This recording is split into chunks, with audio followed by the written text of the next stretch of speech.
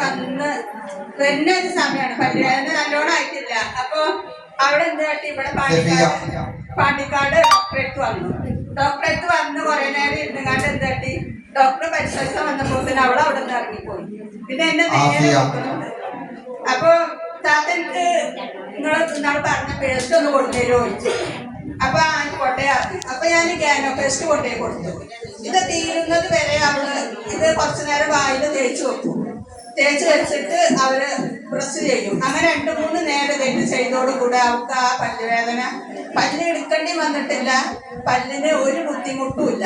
അടിപൊളി റിസൾട്ടാണ്. ഇങ്ങനെ ഞാൻ ഒരുപാട് ആൾക്കാർക്ക് കൊടുത്തിട്ടുണ്ട്. അതുപോലെ മോണ ഇവിടെ വീണിട്ട് ഞാൻ ഒരു നമ്മളൊക്കെ പ്രായത്തിലുള്ള തന്നെയാണ് ഇതേമാർക്ക്. അപ്പൊ അവര് ഡോക്ടറെ അടുത്ത് പോയി മുട്ടിയിരിക്കുന്ന ഒരു സമയമാണ്.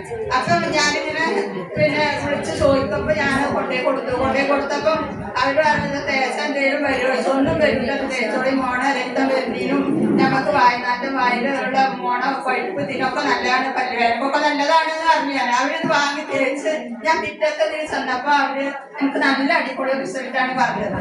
അത്രയും ഞങ്ങൾക്ക് ക്വാളിറ്റിയുള്ള ഒരു സാധനമാണ് നമ്മുടെ ഗാനോ പേസ്റ്റ്.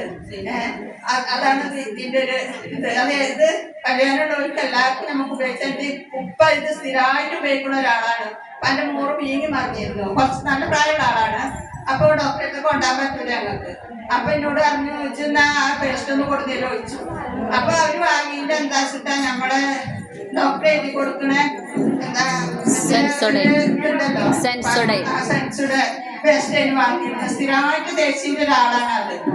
അങ്ങനെ ഞാൻ ഇത് കൊണ്ടേ കൊടുത്തപ്പോ അത് ഒഴിവാക്കി. ഇപ്പൊ സ്ഥിരമായിട്ട് ഇപ്പൊ ഇതാണ് തേക്കുന്നത്. ആ മോറ് വീങ്ങിയ മോറ് പിന്നെ 4 ദിവസം കഴിഞ്ഞ് ഞാൻ ചെന്നപ്പോ നല്ല മാറ്റം കിട്ടുമോന്ന് അറിഞ്ഞു.